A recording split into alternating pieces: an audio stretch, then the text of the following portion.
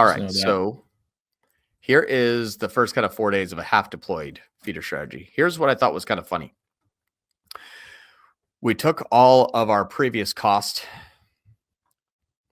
that was on PMAX branded PMAX. We flipped it into now. When you flip the other one, is standard shopping, branded standard shopping. Trying to get PMAX launched. PMAX actually won't spend a dime. So we lost like 16 grand there. I mean, a couple $100,000 basically in a few days of spend, reallocated all to standard shopping. Funny part is we spent $4,600 less.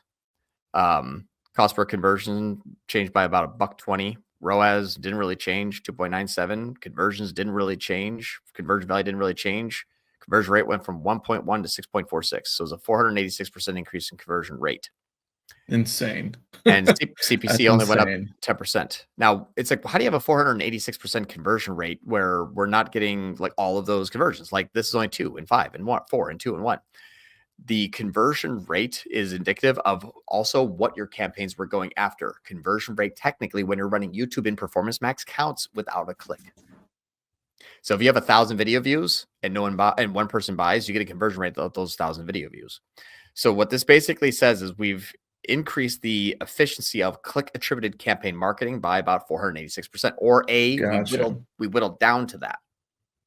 We haven't scaled yet. We literally just turned off Performance Max, turned back on standard shopping to kind of right the ship. And then once we're able to do that, this thing, though, for an example, in very short order, so literally 1, 2, 3, 4 days, we spiked up this campaign's standard shopping ad spend by 612%, or went from $6,000 to $44K in 4 days. I'm like, that's a boogie. Like, you are running at 600% increase in 4 days, up to 44 Gs. And my conversion rate went from 3.5 to 4.36. Like, this thing is going to start to cook. Like, man, listen, I can't wait to start to get this thing really ramped up. It's not, like you said, it's not even like dynamically remarketing yet. So no, we don't even have feeder strategy. We just went back to the old strategy before feeder strategy, and it's still better. Spanking PMAX in terms of conversion rate. But now we're going to push in categorical. We're going to add feeder strategy and all the other stuff. It's going to look really, really great. But yeah, it's kind of interesting to see how much that just goes from, okay, fine. Like, I'll stop the 80% of the display and random weird targeting, because you can't increase something by 500% unless you cut out 80% to 5. Yeah. The scary part about that, though, is like PMAX was on previously with no product IDs. Yeah. That's scary. I don't know. I'm just that's a red flag right there on the previous, I guess you can say, person. Watch this. Here's a golden rule for everyone. Last thing, if you made it to the end, here's a gold nugget. And I'm going to try to leave a gold nugget at every end. I watched this guy on YouTube, and I won't tell you the industry and that kind of stuff because it could be controversial. It's about like shooting stuff. So like guns. Weird. I knew it. I knew it. So, but he always does dad advice at the end, and he always stays at the end because it's always hilarious. But I'm going to try to do some golden nuggets. But watch this. This is something that I think everyone should potentially try before launching feeder strategy, before doing full, kind of omni-channel marketing, blah, blah, blah. We've all seen Ecom Prodigy. Here's what's interesting is if we look at the data sources that Ecom Prodigy was firing on, we can see here, Ecom Prodigy has got 54% of all the hits, right? Like, it's nailing this thing. Like, look at all the parameter hits. Well, that's kind of funky. Those don't look right. Those look weird, right? So I have 56,000 people that are interested in that product.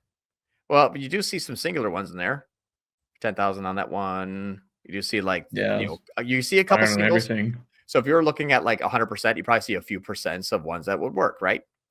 So if we go into this area here and we go into ecom page type, and then we look at product, what this will tell you is how accurate is it being matched. So this will tell you that we have product hits of 302,000 last 30 days. So this says, hey, 302,000 products looked at.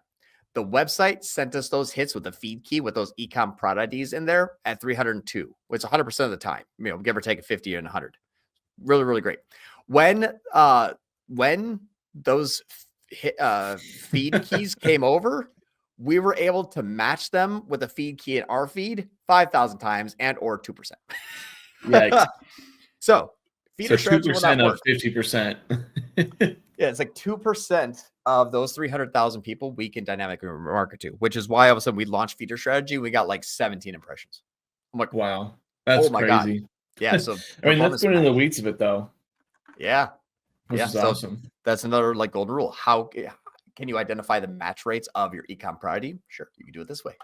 And now if you said like, hey, what this tells me is that your website sent Google 100,000. It saw 100,000. Good. We matched it with 2,000. We're only dynamic remarketing 2% of all website traffic. And that website traffic is omni-channel. That 302,000 hits didn't come from Google. They came from Google, organic, Meta, everywhere. So everybody that came to the site, Google's able to remarket 2% of them. That's the way to find that.